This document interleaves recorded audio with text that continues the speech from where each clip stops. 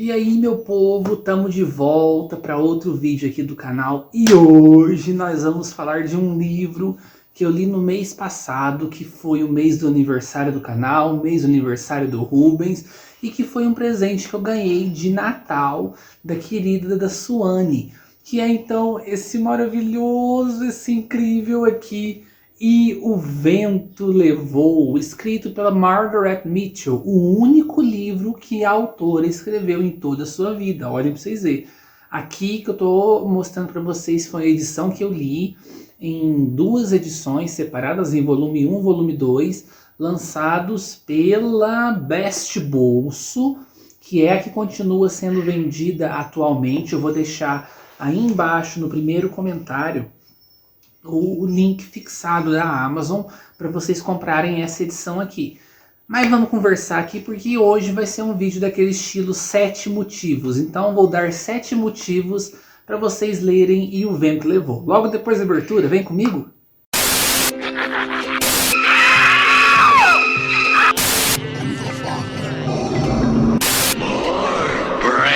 Então, povão, vocês estão preparados para assistir ao meu filme de terror? Pois é, meu povo, vamos conversar sobre essa obra-prima contemporânea da literatura, que é o maravilhoso E o Vento Levou, da Margaret Mitchell. Que livro incrível! Já entrou para minha lista de livros favoritos da vida, lá em cima, desbancando Drácula de Bram Stoker. Olha pra vocês verem, povo. Olha pra vocês verem. E antes, recadinhos rapidinhos. Primeiro, aí, gente, eu preciso muito da ajuda de vocês. Nós temos o nosso perfil no Apoia-se, que é um lugar tipo Catarse, que vocês podem apoiar mensalmente o Lervicia de forma financeira. Então lá tem vários valores com várias recompensas. Eu vou deixar aí embaixo no primeiro comentário o nosso link do Apoia-se. Eu preciso muito que vocês apoiem, pessoal, muito mesmo, porque é através do Apoia-se que eu tiro a minha maior parte da minha, praticamente 90% da minha renda vem do Apoia-se. Então eu preciso muito que vocês apoiem. Teve algumas pessoas que deixaram de apoiar e isso afetou demais a vida financeira do Rubens. E é triste, né, gente? Porque o Lervicia é o meu trabalho, a minha principal fonte de renda. Então eu preciso muito que vocês apoiem. Então, gente, considerem apoiar o Lervicia se vocês gostam do meu conteúdo, se vocês gostam dos meus vídeos aqui, esses 12 anos de Lervicia, se vocês gostam aqui dos livros que a gente conversa, ainda mais ultimamente que eu tenho trazido, não ficado só na bolha do terror, mas tenho trazido tudo que eu gosto, tenho trazido tudo que me faz o coração aquecer, tudo que mexe comigo, que faz parte da minha vida. Então, por favor, apoiem o Lervicia, pessoal, porque eu dependo de vocês. Esse booktuber aqui depende de vocês para poder continuar vivendo, para ter o pão de cada dia na sua mesa. Então, apoiem o Lervicia. Segundo recadinho, aí embaixo vai estar fixado também o meu... Como é que chama? Gente, deu branco. O meu link geral da Amazon. Olha pra vocês verem, cabeça velho. Meu link geral da Amazon tá aí embaixo. Então, tudo que vocês forem comprar na Amazon, lembrem do Rubens aqui, porque o Rubens precisa da sua ajuda. Comprem pelo meu link, para vocês não mudem nada o preço final. Continua do mesmo jeito, mas para mim vem uma pequena comissão no final do mês que me ajuda pra caramba, viu? Então comprem pelo link do Rubens, lembrem do Rubens aí, comprem por ali. Então, tanto este livro aqui que eu estou falando hoje, quanto quaisquer outros livros que eu falar, eu sempre vou estar fixando aí embaixo, e vocês podem comprar pelo link geral também, que vocês podem comprar qualquer coisa lá. Pode comprar uma bala, pode comprar um pirulito, pode comprar um brinquedo, pode comprar um sachêzinho para o seu pet, pode comprar uma televisão, pode comprar um videogame, um computador, qualquer coisa que vocês comprarem lá, me ajuda muito. Então comprem pelo meu link e já fica meu agradecimento do fundo do meu coração para todo mundo que apoia o Lervicia financeiramente pelo Apoia-se. Muito obrigado. E todo mundo que compra pelos links da Amazon do Lervicia. Muito obrigado, gente. Vocês são demais. E o terceiro recadinho é que aí embaixo tá a minha lista de desejados, a minha wishlist da Amazon com todos os livros que eu quero ler. Então se você quer presentear o Rubens com algum livro, ainda mais agora que tá chegando, né? A Prime Day, né, que são dia 11, dia 12, que vai ter um monte de coisa em promoção. Inclusive eu tava até olhando na minha wishlist, na minha lista de desejados, e tem algumas coisinhas lá que entraram em promoção com preço muito bom. Tem livro que custava 60, 70 reais, que tá por 30 e poucos. Olha pra vocês verem. Então mandem presentinhos aí pro Rubens, porque vocês estão vendo, né? Tudo que vocês me mandam, eu trago o vídeo aqui. Isso aqui mesmo foi um presente da querida Suane. Então mandem presentinhos aí pro Rubens, que o Rubens vai ler, vai trazer vídeo, vai fazer conteúdo, vai trazer muita coisa. E eu vou receber com muito amor e carinho. E vai ser mais um incentivo pro Rubens continuar com o canal aqui. E lembrando, povo, nós vamos ter uma live sexta-feira aqui no canal. E nessa live a gente vai fazer leitura, sprint de leitura, e vamos ter 2 sorteios muito legais. Estão aqui, vou pegar aqui para mostrar para vocês. Nós vamos ter então 2 sorteios. O sorteio da trilogia inicial das Crônicas Vampirescas, que vai ser então Entrevista com o Vampiro, O Vampiro Lestat e A Rainha dos Condenados, esses 3 para um ganhador, e 2 livros para um segundo ganhador, que são 2 livros lacrados, lançamentos, Desenhos Ocultos e Terra Faminta. Sexta-feira, então, às 9 horas da noite, a gente vai ter essa live aqui no canal, a gente vai ter esses sorteios e a gente vai fazer naquele mesmo esquema de sempre. Vamos então atingir 10 participantes para cada um dos sorteios. Assim que atingirmos 10 participantes para o sorteio da Anne Rice, a gente faz o sorteio. Assim que atingirmos 10 participantes para o sorteio dos outros 2 livros de terror, a gente faz o segundo sorteio. E essa live vai ser na sexta, para poder a gente ler bastante, conversar bastante, dar tempo de conseguirmos esse sorteio, ainda mais que agora, começo de mês, todo mundo conseguiu receber, e vai ser o sorteio via Pix premiado, da mesma forma que a gente sempre faz tempo que eu não faço, né? Sorteio de Pix premiado aqui. E eu convido todo mundo aqui então para sexta-feira virem aqui para a gente fazer essa nossa live de sprint de leitura e esse sorteio. E aí embaixo também vai ter o Rubens e o Lervici em tudo quanto é rede social. Tem no Twitter, tem no TikTok, tem no Instagram, tem na Roxinha, tem no Scooby, tem no Filmou, tem no Facebook, que eu acho que quase ninguém usa mais, mas tá lá no Facebook também. Tem para tudo quanto é canto, então adicionem isso, sigam o Lervici para tudo quanto é canto, porque nesses outros meios a gente tem atualizações que não saem aqui no canal, por exemplo, o TikTok e o Instagram ou o Twitter. Eu tô sempre fazendo algumas atualizações extras que não saem aqui no canal. E agora chega de enrolação e vamos falar dessa obra-prima incrível. Eu tô com minha colazinha aqui, que é aquele meu scrapbook, né, meu livro de anotações que veio no meu querido box dos Bridgerton. Eu amo Bridgerton, e veio esse scrapbookzinho e eu uso ele para fazer as anotações aqui do canal. E eu marquei aqui então 7 motivos e eu vou explanando com vocês sobre esses motivos. Motivo número 1. E o Vento Levou é um clássico moderno.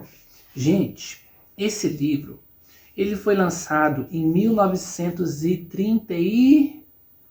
Gente, eu devia ter marcado a data certinha. 1936. Olha pra vocês verem.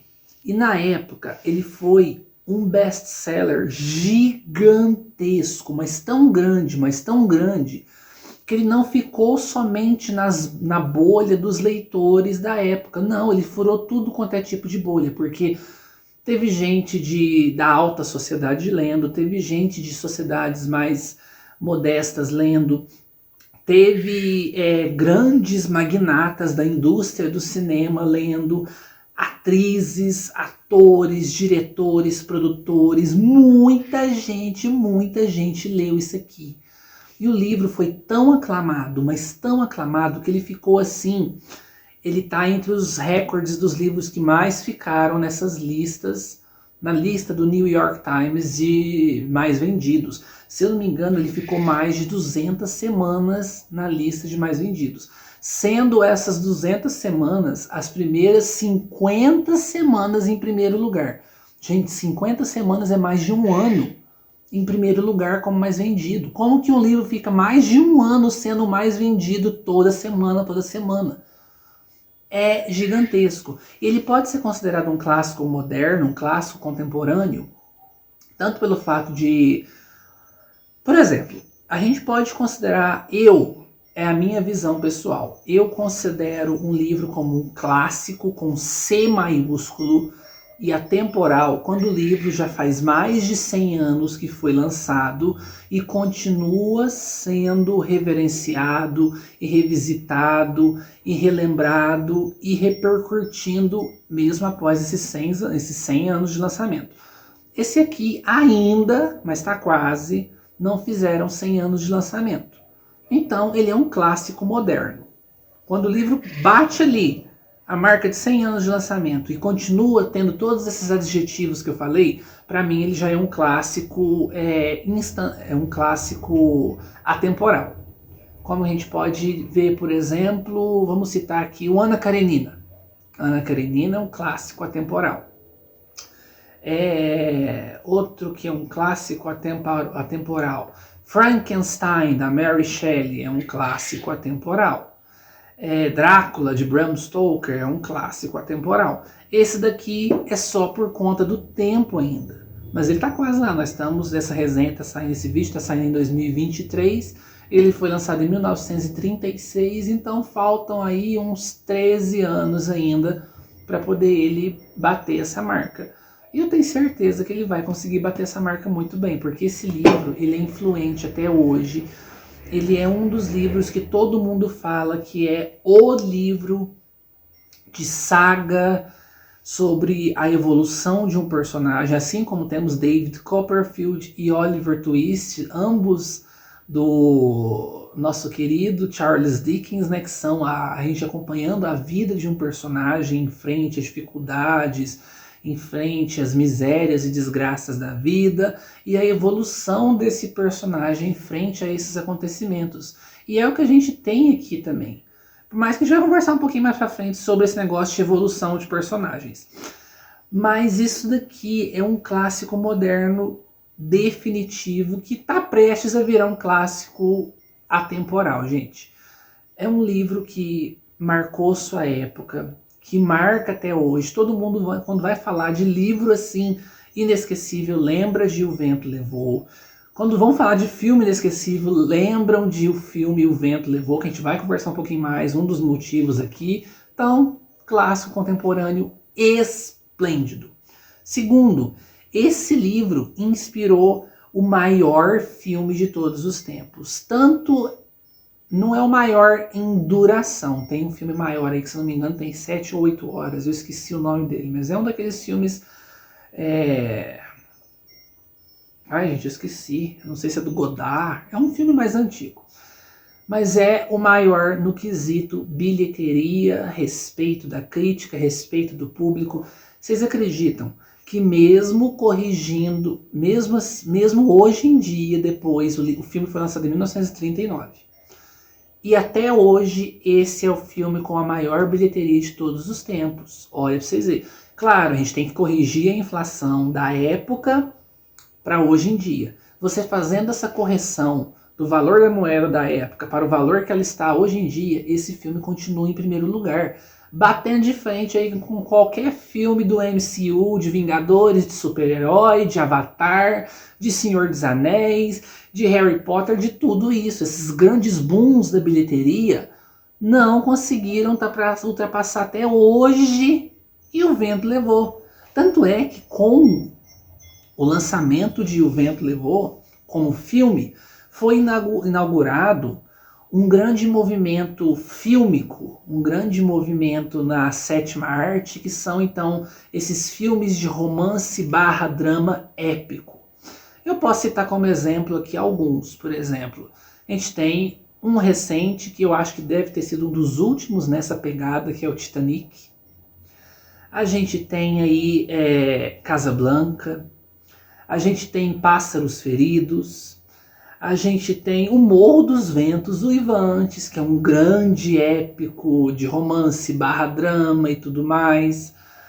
A gente tem muita coisa, a gente tem aquele Assim Caminha a Humanidade com a Elizabeth Taylor e com o James Dean, novinho, novinho, e foi acho que foi um dos últimos filmes que ele fez antes do falecimento precoce dele. Então, esse filme, tem aquele Austrália com a Nicole Kidman, que foi lançado na mesma época ali do Titanic. Então, esse filme, ele é influente até hoje. É o filme com a maior bilheteria de todos os tempos. Todo crítico de cinema concorda que esse é o maior e melhor filme já lançado na história da indústria do cinema. Claro que tem alguns que colocam ali pertinho ali o Cidadão Kane, do Orson Welles, o Casablanca, com a Ingrid Bergman, Humphrey Bogart. Colocam também, tem um outro que eles citam bastante, eu não vou lembrar agora, mas geralmente fica ali nesses filmes aí. Mas há, assim, um consenso de 99% é que O Vento Levou é o filme perfeito. E gigantesco também, né, gente? Tem quase 4 horas de duração, tem 3 horas e 50 minutos, mais ou menos, e eu já cansei de assistir esse filme. Que filme incrível, que filme mágico, que filme, assim, que me dá uma sensação de uma nostalgia que eu não vivi, aquela frase boba lá, né, que virou meme do Neymar, né, de saudade de coisas que a gente não viveu.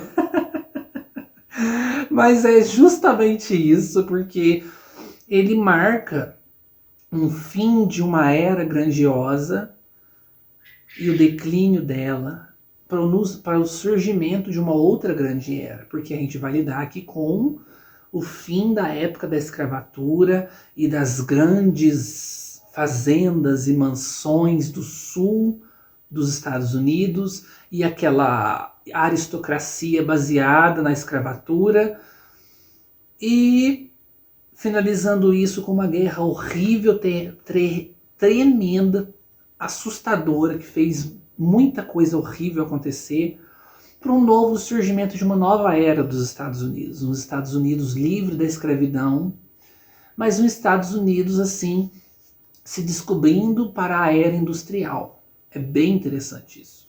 Terceiro ponto, a trama é soberba, que a gente já começou a falar aqui agora. A trama disso aqui é espetacular. Nós vamos ter a família O'Hara e, em específico, a nossa protagonista Scarlett O'Hara. Ela começa aqui no início do livro com seus 15, 16 anos, e ela é uma mocinha sulista, mora no sul dos Estados Unidos, numa fazenda gigantesca de nome Tara. E essa fazenda ela é muito conhecida por as suas gigantescas plantações de algodão e sua fortuna muito abastada, vindos dessa plantação de algodão, que é sustentada por centenas de escravos. E ela é uma moça mimada, uma moça egoísta, uma moça que pensa somente em si mesma, uma moça que não tem papas na língua, uma moça à frente de seu tempo. Sim, ela é muito à frente de seu tempo, porque ela não se deixa abater pelas convenções da época. Uma moça não pode comer muito em frente aos cavalheiros, porque isso vai mostrar que ela tem um apetite de homem. Ela não tá nem aí para isso. Uma moça não pode andar com os ombros à mostra enquanto não for mais de 5 horas da tarde. Ela não tá nem aí para isso. Uma moça não pode comandar um negócio sozinha, porque tem que ser o homem que faz isso. Ela não tá nem aí para isso. Uma moça não deve se envolver com coisas de homem, como por exemplo negócios, ou dinheiro, ou um monte de coisa, e ela não tá nem aí para isso. Ela é uma personagem extremamente à frente de seu tempo. Ao mesmo tempo que, em certos pontos, por exemplo, no ponto de vista intelectual, ela é muito limitada, ela é muito burrinha, sabe? Porque, por exemplo, ela detesta ler, ela detesta estudar, ela detesta aprender coisas que têm a ver com a intelectualidade, com poesia, com esse tipo de coisa. Ela não é a moça das artes. Então, certas vezes aqui o pessoal, os personagens citam a ela o nome de algum pintor, algum escritor, algum dramaturgo de peças, e ela fica, quem que é esse tal aí? Alguém que eu conheço, que não sei o que. Você vê a ignorância dela perante a parte das artes, da intelectualidade, da literatura, dessa coisa assim, sabe? Você vê que ela é uma moça muito, embora à frente de seu tempo, voltada para o seu mundinho, aquele mundinho ali da aristocracia sulista e em conseguir encantar os homens ao seu redor. E ela, uma coisa muito interessante, ela não é descrita como bonita, como linda. Ela é bonita a seu modo, mas ela é muito encantadora, muito charmosa, muito persuasiva, muito carismática, muito assim, ela consegue convencer você de que ela é uma deusa e que você precisa das migalhas de atenção que ela pode te dar. Tá, isso aqui é a personagem principal. E tá prestes a estourar a Guerra de Secessão, que é uma guerra, aconteceu realmente, né, é um fato, que foi a guerra entre o norte dos Estados Unidos e o sul. O norte, denominado como os Yankees, estavam fazendo pressão para o sul abolir a escravatura, assim como o norte tinha feito. E o sul não queria, já que naquela época o norte já estava começando a se embreirar para os meios da evolução, da revolução industrial, as fábricas, esse tipo de coisa, e o sul não. O sul era totalmente baseado a sua economia em plantios, em fazendas e na mão de obra escrava. Então, para eles era inviável ter essa abolição. E é onde vai começar a acontecer essa guerra entre os Yankees e os sulistas. E isso daí vai virar um mundo da Scarlett O'Hara, essa menina mimada, egoísta, centrada no seu mundinho de riquezas, de luxos e de conquistas amorosas, de cabeça para baixo. Aí a gente tem esse plano de fundo dessa guerra sulista e as coisas horríveis que isso vão acontecendo, e a gente vai ter orbitando ao redor dela diversos personagens incríveis. A gente tem a Melanie, a gente tem o Ashley Wilkes, que é a paixonite de juventude da Scarlett O'Hara, uma paixonite muito boba, uma paixonite muito juvenil, muito pautada no sentimento de juventude dela e na própria vaidade dela também, porque ele é um cara que muito intelectual, gosta muito de ler, é um lorde perfeito. E ele nunca deu muita bola para ela, ele nunca caiu nos encantos dela, igual assim todos os outros caras das fazendas ao redor. Tem até uma cena muito interessante aqui, bem no começo do livro, que a Scarlett O'Hara, ela sai tendo um churrasco na fazenda do Ashley Wilkes, e nesse churrasco ela sai caminhando toda pomposa, conversando com cada um dos rapazes. Olha a ousadia dela. Uma mulher sempre tem que ser apresentada aos rapazes ou levada até ele para levar uma conversa. E ela mesma já chega nos rapazes. Ah, fulano de tal, você prometeu tomar um café comigo. Fulano de tal, você prometeu tomar um café comigo. E ela vai fazendo isso com todos os caras do lugar. Não importando se ele está cortejando uma moça, uma prima, uma vizinha, uma irmã. Ela vai fazendo isso com todos. E em dado momento tem uma cena que é muito legal, porque é ela sentada no meio de um jardim e aquela dúzia de rapazes, todos cortejando ela. Ah, eu trago o seu prato. Ah, eu trago o seu lenço. Eu busco um copo de limonada para a senhorita. Quer que eu abane a senhorita do calor, que não sei o que. Todos eles querendo uma migalha de atenção da Scarlett. Agora vocês imaginam essa moça toda mimada, paparicada e tudo mais, tendo que lidar com as desgraças de uma guerra. E uma guerra horrível, povo, porque, claro, o ideal maior era a libertação dos escravos. Mas os soldados yankees, embora eles tivessem essa causa nobre para defender, eram pessoas assim que eles criaram um ódio gigantesco pelos sulistas a ponto de fazerem coisas horrendas. Eles saíam por aí queimando fazendas inteiras, queimavam as plantações, queimavam fazendas. Eles matavam pessoas, donos de fazendas. Eles faziam maus violentos daquela forma que vocês sabem muito bem que eu estou falando, com as esposas, com as filhas. Crianças pequenas que não tinham proteção, eles matavam a queima-roupa, a sangue frio. Eles roubavam tudo quanto é tipo de alimento, bem, alguma joia, alguma moeda, e deixavam quem eles achavam que não merecia morrer, eles deixavam morrer de fome. Foi uma coisa horrível, horrível, horrível. Então, embora eles tinham esse ideal de defender a abolição da escravatura, a forma como eles foram lutar para isso acontecer foi horrível. Foi horrível, foi horrível, foi horrível. Então a gente tem os dois lados, né? Não nesse livro. Nesse livro a gente foca somente no lado dos sulistas e todo o horror que eles estão passando. Mas se a gente for ver, tudo tem os seus dois lados, né? E aqui a gente vê o outro lado sendo contado. Porque a gente sempre vê os senhores de escravo como pessoas horrendas. E claro, é horrível, né, se escravizar um outro ser humano.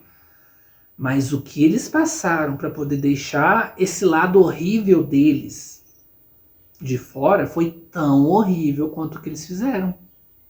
Foi, nossa, gente, é brabo, viu? Eu não sei se eu posso falar tão horrível, né? Porque você transformar uma pessoa livre num escravo, num objeto que foi feito só para trabalhar, é uma coisa horrenda. Mas eles tiveram a sua parcela de sofrimento bem forte, viu? E você imagina essa personagem, né? Nós vamos ter o Rhett Butler, que ele é um cara... Ele é um malandro, ele foi renegado da família dele, ele vem de uma família rica e tudo mais, só que ele foi renegado da família dele, a gente nunca sabe o porquê dele ter sido renegado, mas ele mantém as suas posses, assim, ele tem um certo dinheiro, um certo prestígio, a gente não sabe mais ou menos como, a gente sabe que ele faz alguma outra coisinha ilícita aqui e ali. E ele é um cara muito debochado, ele é um cara que fala lá real, e ele fala assim, gente, vocês são sulistas, vocês não têm uma fábrica de armas aqui, vocês não têm uma fábrica de canhões, o povo lá do norte, eles têm dúzias e dúzias de fábricas de munição, vocês estão acabados, gente, nem entrem nessa guerra já, vão com a bandeirinha branca e desiste tudo isso. E ele não tá. E o povo fica com raiva dele, o povo fala que ele não tem o espírito patriota do sul, que não sei o quê. E ele se encanta pela Scarlett, a Scarlett fica morrendo de raiva dele, embora ela sinta um ciricutico dele, porque ele é muito charmoso. A Scarlett ali no comecinho tem seus 16 anos, ele já tá na faixa dos seus quase 30, seus 29, 30 anos. E ela sente um ciricutico ali porque ele é muito charmoso, ele tem um sorriso assim muito galanteador. Ela até fala mesmo que parece que os olhos dele despem ela, estão despindo ela apenas com o olhar. Ela fica nesse misto de raiva e um quentinho, um friozinho na barriga ali. Mas claro que ela tá voltada para esse seu amor ingênuo, infantil, bobo para o Ashley Wilkes, que foi um dos únicos que não caiu nos seus encantos. Mas Ashley Wilkes está de casamento marcado com a prima dele, a Melanie. E a Melanie, gente, a minha personagem favorita desse livro. A Melanie é incrível, incrível. O que a gente já faz passar então para o quarto ponto. Os personagens são palpáveis. Todos os personagens aqui, você sente que você pode encontrar com eles em uma esquina ali. Porque eles são extremamente reais, extremamente bem desenvolvidos, monumentalmente bem construídos. A Melanie, ela é uma personagem da sua época, mas não com essa visão de que escravos são animais, não. Da sua época que eu digo que ela é uma verdadeira dama, e muito mais dama do que qualquer outra personagem feminina desse livro inteiro. E o livro aqui, se você unir os dois tomos, dá quase 1.200 páginas. Então ela trata todo mundo com muito amor, com muito carinho, com muita paciência, com muita, ela tem muita empatia. Ela nega tudo que for de ruim, ela sempre se esforça para poder ver o melhor do ser humano, inclusive isso transforma as pessoas ao redor dela também, porque todo mundo vê ela como admirável, como quase uma santa. E ela é incrível, e ela tá ali a todo momento. E temos a Scarlett, que tem uma raiva gigantesca dela, porque ela vai se casar com o amor da vida juvenil da Scarlett. Mas a Melanie o tempo todo admira a Scarlett e gosta da Scarlett pelo jeito que a Scarlett é, essa pessoa forte, essa pessoa impulsiva que vai atrás do que quer. E a Melanie tá sempre a todo momento junto com a Scarlett, ajudando ela, se esforçando, se mostrando uma pessoa cada vez melhor. E, gente, que personagem maravilhosa! É a minha personagem favorita desse livro. Gente, ela é esplêndida. Assim como a Scarlett, porque a gente vai ter então essa mudança da Scarlett menina mimada que tem tudo ali no queixo para uma Scarlett mais forte. Ela já tinha esse espírito já no começo de ir atrás do que queria. Só que os objetivos dela no começo era conseguir um novo pretendente, conseguir um novo admirador. E ao longo da história, ela começa a voltar essa parte dela para conseguir sobreviver na vida. Então você vai ter aquela cena dela, aquela cena famosa de com Deus por minha testemunha, eu nunca passarei fome outra vez, aquela cena famosa dela. E você vai ver ela lutando para poder reerguer sua fazenda de Tara e para poder reerguer a sua família, e ela lutando em meio a esse campo machista de que só homens podem ter negócios, e ela abrindo seu próprio negócio, ela se casando com homens que têm, como que eu posso dizer? O primeiro casamento dela é um casamento para fazer ciúmes, mas o segundo casamento dela é um casamento que vai levar ela para uma nova leva de oportunidades, porque ela vê nesse segundo casamento um novo começo, não para a vida dela, mas para a vida da sua família em Tara.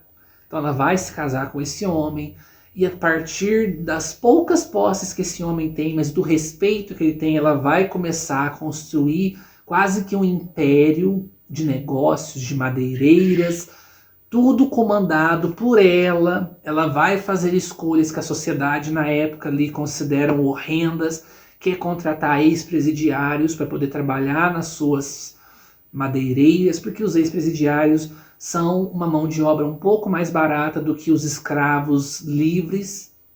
E os escravos livres na época, eles representavam um grande perigo também, porque eles trabalhavam um dia e depois sumiam, não voltavam mais, e eles eram horrendos com os sulistas por toda a mágoa, né, de ter sido escravizados por gerações e gerações. Então eles faziam coisas horrendas com as mulheres, coisas horríveis, horríveis, horríveis.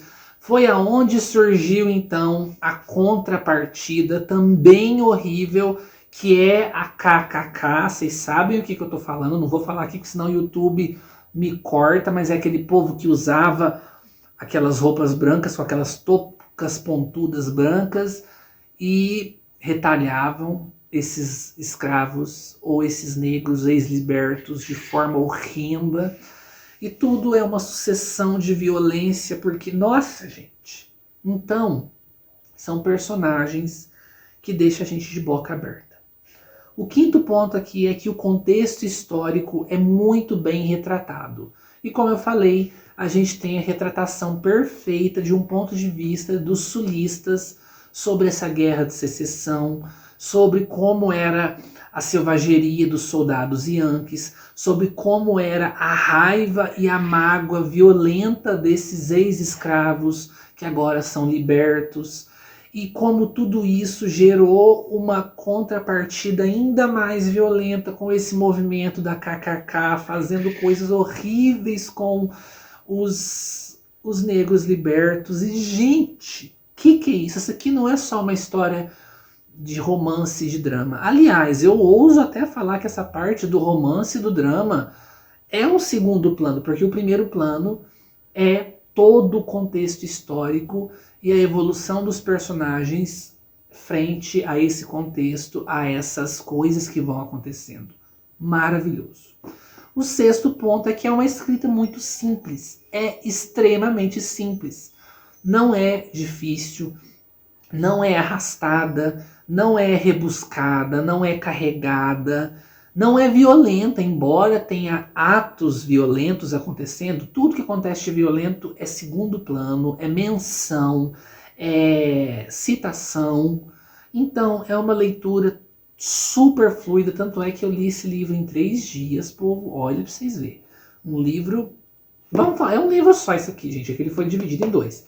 Mas um livro de quase 1.200 páginas, lido em 3 dias, não tem como ser uma leitura truncada, né? Então, uma escrita extremamente simples, rápida, gostosa de ler, encantadora, mesmerizante, porque você fica hipnotizado por cada página. Você não quer parar de ler, porque você quer saber o que vai acontecer com os personagens. É um livro com uma escrita perfeita. E o sétimo e último ponto é o tipo de livro que vai marcar a sua vida. Podem carimbar isso daí. Esse livro vai marcar a sua vida. É um livro inesquecível. O filme já faz parte da minha vida há muitos anos. Eu assisto esse filme repetidas vezes, assim, pelo menos umas 2 vezes por ano. Eu amo o filme. E esse livro aqui, se vocês gostam do filme, o livro é ainda melhor. O filme está extremamente fiel ao livro. Sabe assim, não tira nem põe nada, tá? Incrivelmente fiel. Mas o livro acrescenta algumas coisas que no filme não dava tempo. O filme já estava com quase 4 horas de duração. Então o livro ele tem algumas cenas a mais que mostra ainda mais o valor de alguns personagens, como a Melanie, como a Scarlett, como o Ashley, como o Rhett Butler. E ai, gente, é muito bom. A gente tem todo um arco dos filhos da Scarlett, que no filme são totalmente ignorados. Ela tem 3 filhos. No filme só é mostrado o último, que é a menininha. Mas ela tem o filho do primeiro casamento, ela tem uma filha do segundo casamento e ela tem uma filha do terceiro casamento dela. E no filme eles são totalmente ignorados. A gente tem a dinâmica dela com a família dela, com as irmãs e tudo mais. Ela tem 2 irmãs, uma do meio e uma mais nova. E essa mais nova, depois de tudo que acontece, ela resolve seguir o caminho religioso e se tornar uma freira. Nisso no filme a gente não tem menção nenhuma. A irmã do meio tem uma raiva gigantesca da Scarlett por causa de uma coisa que a Scarlett faz aqui. E mais pra frente essa irmã vai encontrar uma saída para superar essa raiva com um personagem que tem aqui no livro, um personagem muito legal e que não aparece no filme. Então, gente, é um livro esplêndido que vai marcar a vida de vocês com toda certeza, porque isso aqui é ouro. Isso aqui é uma obra-prima, isso daqui, ai, dá vontade de ficar abraçada assim com ele, assim, porque isso daqui é incrível, incrível, incrível. Gente, leiam E o Vento Levou, porque isso aqui é magistral. E agora algumas curiosidades rapidinhas aqui.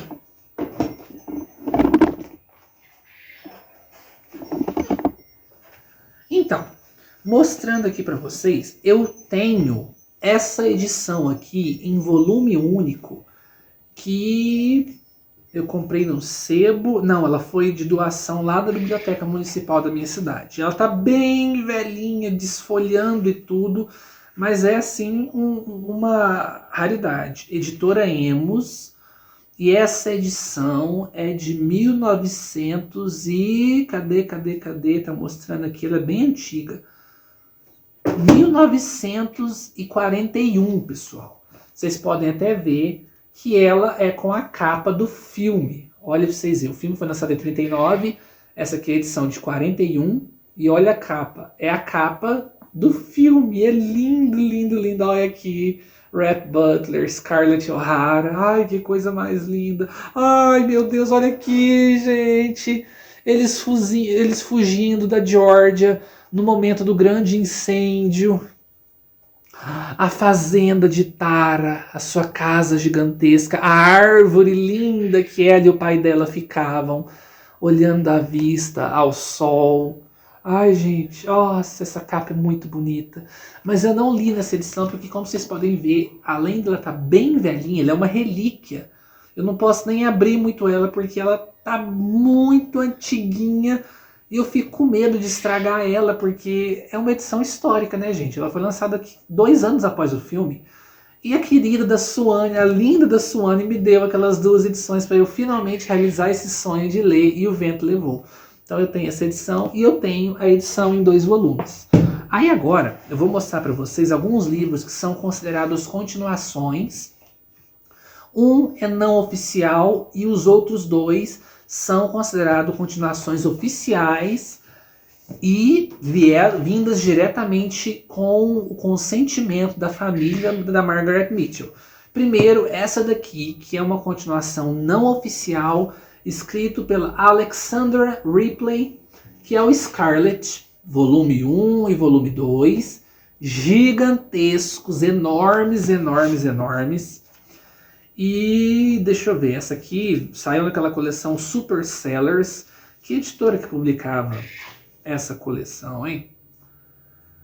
Editora, vamos lá, não fala editora? Não fala editora. Essa coleção, se não me engano, ela vendia nas bancas. Aqui está escrito vendido nas bancas, somente nas bancas. Ou através do jornaleiro ou distribuidor da sua cidade. Não vendia em livraria nem nada. E foi um livro lançado em... Não. Eu não sei, gente, porque não está falando a data que foi lançado, está falando a data dessa edição. Essa edição é de 91. Essa edição aqui é de 91. Isso mesmo. Mas não fala a data do lançamento original.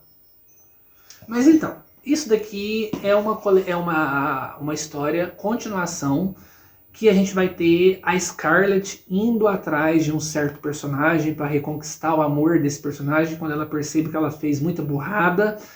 Eu não li ainda, mas eu quero muito ler e eu vou ver se eu consigo ler esse ano ainda. Agora, nós vamos para as 2 continuações que são oficiais e que têm o respaldo e a autorização da família da Margaret Mitchell para poder serem feitas. E este autor foi escolhido a dedo pela família para poder fazer essas continuações. Que não são continuações em si, são outros pontos de vistas e outras histórias com personagens da saga E o Vento Levou. Que é então o clã de Rhett Butler, do Donald McCaig. Esse cara, que ele é muito famoso lá nos Estados Unidos por ter escrito um grande livro sobre a Guerra Civil, chamado Jacob's Ladder. Ele é muito famoso lá, esse livro ganhou muitos prêmios e tudo mais. Ele é um grande historiador sobre a Guerra Civil, esse senhor todo bonitão aqui. E esse livro a gente vai acompanhar a vida do Rhett Butler e vai acompanhar o passado dele, o que levou ele a ser expulso e deserdado pela família do clã dos Butler, e os negócios sujos dele, e o que ele fez enquanto ele passava pela Guerra de Secessão e tudo mais. Com certeza vamos ter alguns vislumbres dele aqui com a Scarlett O'Hara, afinal ele é peça importante no livro original, né? Então a gente vai ter alguma coisa ou outra aqui dele com a Scarlett. Vai explorar um pouco mais sobre a prisão dele, porque em dado momento ele é preso. E eu tô muito curioso para ler esse livro aqui também quero ver se eu leio esse ano. Eu acho que dá, porque é um livro curto, né? Vocês estão vendo aqui, não é um livro gigantesco igual E o Vento Levou, ou então o Scarlett. Esse aqui tem 507 páginas. É metade, um pouco menos da metade de um tomo do E o Vento Levou. Então estou bem curioso. E do mesmo autor, nós temos esse aqui, A Jornada de Ruth. Não, falei errado. A Jornada de Ruth, que é nada mais, nada menos do que a história da Mamie, a escrava doméstica, a escrava que fica em casa e que cuida da Scarlett O'Hara e de toda a família O'Hara dentro da fazenda de Tara. E ela é uma personagem maravilhosa, ela é incrível, ela é amorosa, ela é forte, ela é... Nossa, gente, que personagem riquíssima. Eu tô falando, os personagens desse livro são esplêndidos. E aqui a gente vai ter um livro só sobre ela. Desde o comecinho, quando ela foi se tornar escrava, até o momento que ela é levada, até o início da família O'Hara, quando ela é treinada para ser uma moça, uma escrava doméstica com conhecimento de padrões de comportamento e da alta sociedade, como uma moça deve se portar e tudo mais, e ela ser uma grandíssima fiscal dos bons costumes ali, e ela se tornar aquela personagem amável que a gente tem no livro e no filme. E uma curiosidade que a Hattie McDaniels, a atriz que fez a Mami no filme, foi a primeira atriz negra da história a ganhar um Oscar. Olha pra vocês verem. Que legal. E foi escrito pelo mesmo cara que escreveu ali o clã do Rhett Butler. Epa, o clã de Rhett Butler. Mesmo cara lá, o bigodudo bonitão lá. E eu tô muito curioso para poder ler esse livro também. Vamos ver quantas páginas que ele tem? Dependendo, eu cabo lendo esse tudo esse ano. 402, é o menor deles todos. Dá para poder ler tranquilamente. E não tem uma ordem específica, né? A não ser o Scarlet, daquela Alexandra Ripley, que deve ser lido logo após. E o vento levou porque ele é como se fosse uma continuação direta. Mas não é oficial, né? Mas ainda assim, fala da Scarlett, do Rhett e de todos os personagens, eu quero muito ler. E é isso, meu povo. Eu espero que vocês tenham gostado. Foi grande o vídeo, mas é porque esse livro, pra mim, ele é magnânimo, ele é esplêndido, ele é, assim, um livro incrível. Vai sair aqui no canal um vídeo com a minha lista dos meus livros favoritos da vida. Tá frio aqui, pô, mas tão frio. E esse livro vai constar lá, gente. Vocês podem esperar. E vai constar numa posição bem alta, viu? Bem alta. E eu espero que vocês tenham gostado do nosso vídeo de hoje. Até amanhã, porque amanhã vamos conversar sobre... Tá por aqui, tá aqui.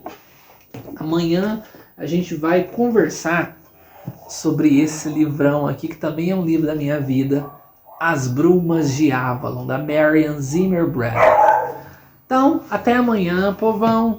Dedão pra cima aí. Apoiem o Lervicia lá no Apoia-se. Mandem presentinhos pro Lervicia. Comprem tudo que vocês for comprar, comprem pela Amazon no link do Lervicia. Deixa o dedão pra cima e até amanhã, povão. Tchau, tchau.